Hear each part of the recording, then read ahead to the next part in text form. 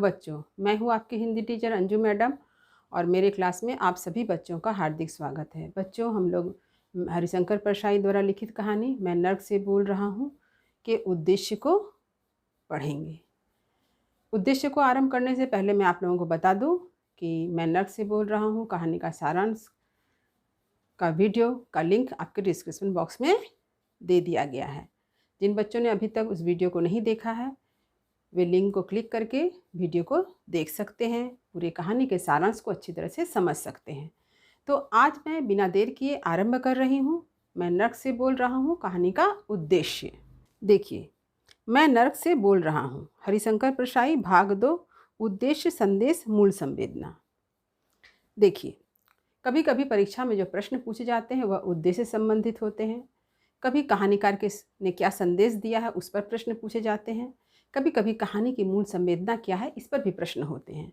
तो बच्चे जो होते हैं वो कभी कभी बहुत कंफ्यूज्ड हो जाते हैं, कैसे उत्तर लिखें, क्या उत्तर लिखें।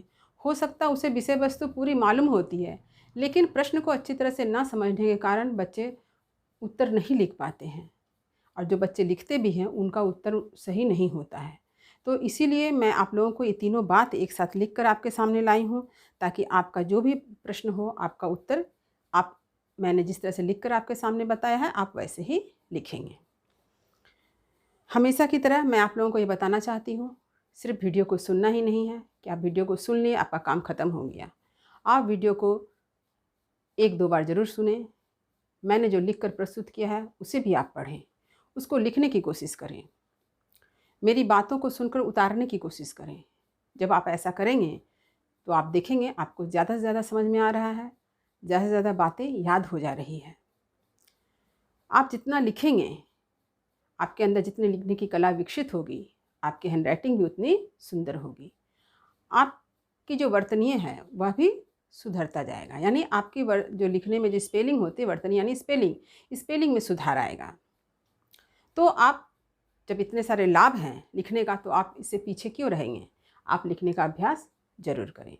तो चलिए आरंभ कर रही हूँ। हमेशा की तरह जैसे मैं लिखकर आपके सामने लाती हूँ हर बात को, वैसे ही आज भी मैं आपके सामने लिखकर ही हर चीज़ को प्रस्तुत कर रही हूँ। तो मैं पढ़कर इसे आपको समझाऊंगी। हरिशंकर परसाई द्वारा लिखित मैं नर्क से बोल रहा हूँ एक व्यंग्य प्रधान कहानी है। व्यंग्य प्रधान यानी किसी सत्य बात को व्यंग्य के माध्यम से प्रस्तुत करना, ये व्यंग्य प्रधान कहानी की विशेषता होती है। तो यहाँ पर भी समाज की कुछ कुव्यवस्था की ओर जो संकेत किया गया उसे बड़े ही व्यंग्य के रूप में यहाँ पर कहानीकार ने प्रस्तुत किया है। इस कहानी के माध्यम से परसाई जी ने समाज में व्याप्त विविध समस्याओं जैसे भ्रष्टाचार, जमाखोरी, कालाबाजारी को बड़े ही व्यंग्य रूप में प्रस्तुत किया है। इनकी कहानी आज की व्यवस्था पर व्यंग्य के माध्यम से तीखी मार करता है, यानी कहानी में व्यंग्य के माध्यम से उन्होंने समाज की कुव्यवस्था, जमाखोरी, भ्रष्टाचार इत्यादि पर जो है, रिश्वतखोरी, इन सारी समस्याओं पर जो है इन्होंने व्यंग्य किया है। इन सारी समस्याओं को व्यंग्य के माध्यम से प्रस्तुत किया गया है। कहानी के आरंभ में ही कहानीकार ने बतलाया है कि तुम्हें जिंदा आदमी की बात सुनने का अभ्यास नहीं, इसलिए मरकर बोल रहा हूँ।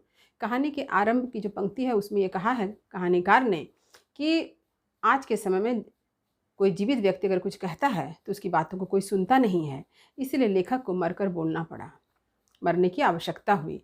और क्या है देखिए, तात्पर्य यह है कि आज के हालात यानी परिस्थिति इतनी बुरी है कि आज कोई व्यक्ति सच नहीं बोल पाता है। वह सत्ताधारियों से इतना आतंकित है कि सच देखकर भी चुप रह जाता है। आज धर्म के नाम पर, जाति के नाम पर, राजनीति के नाम पर इतना तांडव मचा है कि यह बात आप आज किसी से छिपी नहीं है। लेखक ने समाज की इस कटु सत्य को सबके सामने रखा है। लेखक ने यह बताया है कि आज की समाज की स्थिति इतनी बुरी है कि हर लोग भयभीत हैं, सच कहने से पीछे हटते हैं। उन्हें सब सत्ताधारी लोगों का भय मन में बैठा हुआ है, इसलिए वो सच देख करके भी चुप रहते हैं। हमारे समाज में धर्म के नाम पर, राजनीति के नाम पर हर तरफ एक तांडव मचा हुआ है कि ये बात किसी से छिपी हुई नहीं है। इसलिए हर आदमी जो है सब कुछ देख रहा है, समझ रहा है, लेकिन सच बोलने की हिम्मत नहीं कर पाता है। आम आदमी की ज़िंदगी तिरस्कार से भरी हुई है। कहानीकार ने लेखक यानी स्वयं तथा कुत्ते के माध्यम से समाज के भ्रष्टाचार स्वरूप को सबके सामने प्रस्तुत किया, यानी समाज के इस कटु सत्य को सामने रखने के लिए उन्होंने माध्यम स्वयं को बनाया है और अपने एक कुत्ते को बनाया है। परसाई जी ने बतलाया है कि मुख्य मुद्दा या विषय है संघर्ष, यानी मूल विषय क्या है? संघर्ष, जीवन में संघर्ष करना। लेखक विवेकशील प्राणी होने पर भी अपने जीवन को बेहतर बनाने के लिए कभी संघर्ष नहीं किया। समाज में फैली भ्रष्टाचार, कालाबाजारी जैसी बुराइयों को चुपचाप देखता रहा पर कभी विरोध नहीं किया। विवेकशील प्राणी होने के नाते लेखक को चाहिए था कि वह अन्याय का विरोध करे। परसाई जी ने बतलाया है कि लेखक विवेकशील प्राणी है, भगवान ने उसे बुद्धि दी है, लेकिन वह समाज में फैली हुई बुराइयों को देख करके भी चुपचाप है, जबकि लेखक को यह चाहिए था कि वह इस अन्याय का विरोध करता, अन्याय के खिलाफ अपनी आवाज़ उठाता, अन्याय के खिलाफ अपनी आवाज़ को बुलंद करता। लेखक की मृत्यु भूख से हुई, परंतु लेखक के पड़ोस में रहने वाले रईस के घर अन्न का भंडार था। यहाँ लेखक ने इस बात की तरफ इशारा किया है कि एक तरफ लाखों टन अनाज सरकारी तंत्र की लापरवाही से नष्ट हो जाती है, वहीं दूसरी तरफ आम जनता भूख से मरती है। इस कुव्यवस्था जमाखोरों के कारण देश में बनावटी अभाव और अकाल पैदा किया जाता है। लेखक बताते हैं कि लेखक की मृत्यु जो है भूख से हुई है, लेकिन दूसरी तरफ उसके पड़ोस में जो रईस रहते थे उसके घर में हजारों टन, लाखों टन अनाज का ढेर लगा हुआ था।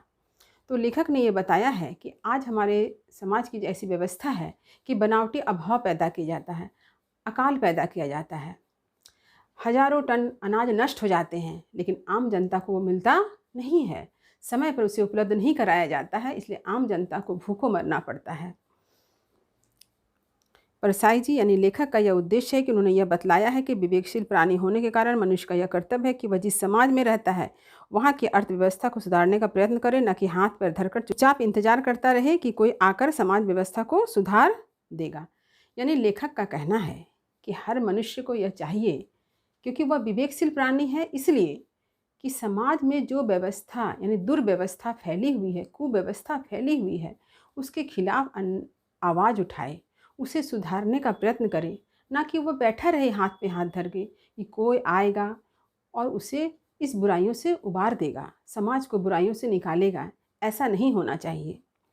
हमारे देश में कर्मयोग पर आस्था विश्वास की बातें कही जाती है। वास्तव में स्वर्ग का अधिकारी वही है जो कर्म पर विश्वास करता है, जो कर्म करता है, अन्याय का विरोध करता है। लेखक कहते हैं कि हमारे देश में कर्मयोग पर आस्था और विश्वास की बातें कही जाती है। गीता में भी श्री कृष्ण ने अर्जुन को कर्म का ही उपदेश दिया था। स्वर्ग का अधिकारी वास्तव में वही होता है जो कर्म करता है, जो अन्याय का विरोध करता है। मृत्यु तो शाश्वत सत्य है, मृत्यु सबकी है और होगी, परंतु मृत्यु से डरकर कायर बुज़दिल कीड़े की तरह मरने से तो अच्छा है संघर्ष करें।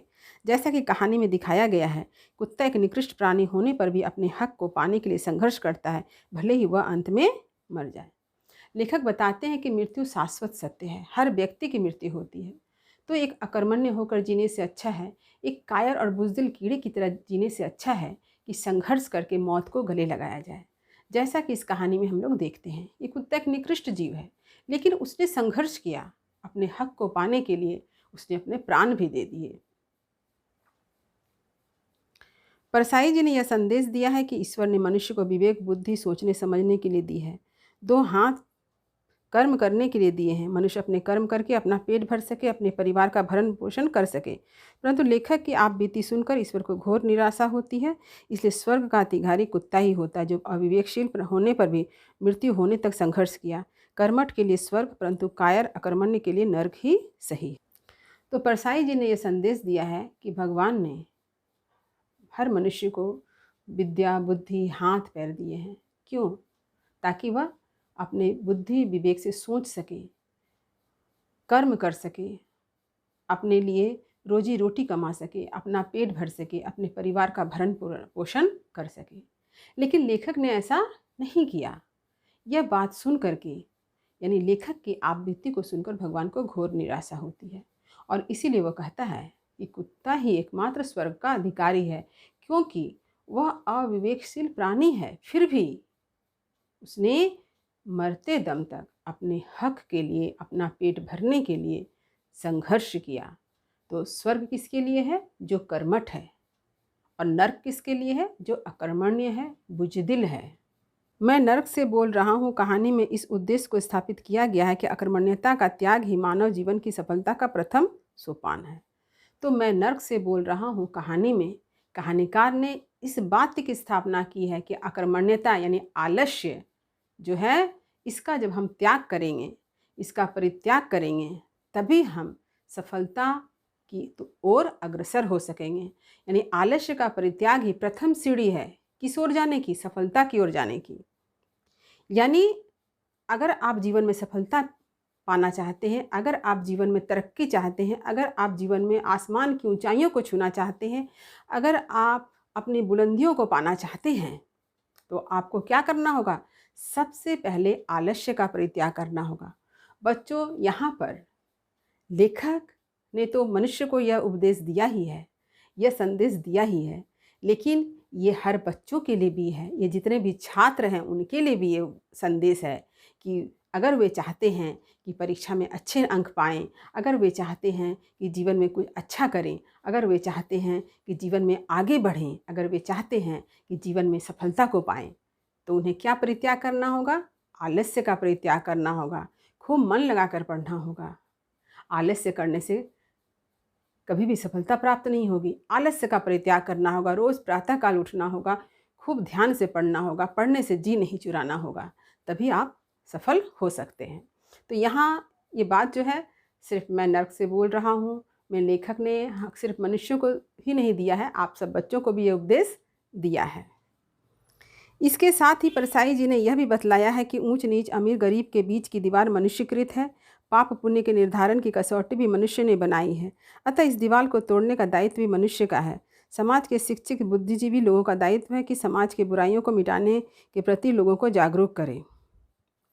इसके साथ ही परसाई जी ने भी बताया है कि समाज में जो आज हम देख रहे हैं, ऊंच नीच अमीर गरीब, पाप पुण्य का ये जो भेदभाव की जो ऊंची दीवार देख रहे हैं, ये दीवार को भगवान ने नहीं बनाया, ईश्वर ने नहीं बनाया, इसे स्वयं मनुष्य ने बनाया है। इसे ईश्वर नहीं तोड़ सकते, इसे मनुष्य को ही तोड़ना पड़ेगा। शिक्षित और बुद्धिजीवी लोगों का यह दायित्व बनता है कि वे स्वयं जागरूक हों और समाज के लोगों को इस क्षेत्र में जागरूक करें, ताकि वे इन बुराइयों से खुद को निकाल सके। जब वो खुद निकलेंगे तो समाज अपने आप इन बुराइयों से बाहर निकल जाएगा। निष्कर्ष रूप से कह सकते हैं कि हरिशंकर प्रसाई जी ने व्यंग्य के माध्यम से समाज में व्याप्त बुराइयों जैसे भ्रष्टाचार, जमाखोरी, कालाबाजारी इत्यादि का पर्दाफाश किया है। मनुष्य विवेकशील प्राणी है, अतः उसका दायित्व है कि अन्याय का विरोध करे, समाज को इन बुराइयों से मुक्त करे। तो निष्कर्ष रूप से हम कह सकते हैं कि हरिशंकर प्रसाई जी ने इस कहानी में इस बात को बतलाया है, इस सत्य को बतलाया है कि हम मनुष्य को समाज में व्याप्त बुराइयों का विरोध करना चाहिए, क्योंकि हम सभी मनुष्य विवेकशील प्राणी हैं।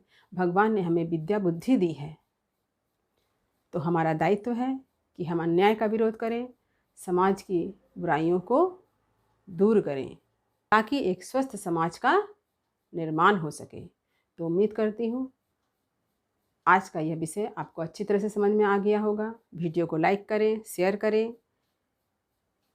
और स्टडी विद अंजू मैडम से जुड़े रहें।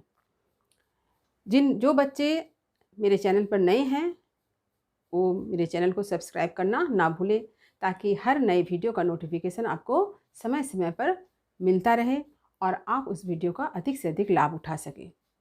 तब तक पढ़ते रहिए, जीवन में आगे बढ़ते रहिए। मेरी शुभकामनाएं आप सभी बच्चों के साथ है। धन्यवाद।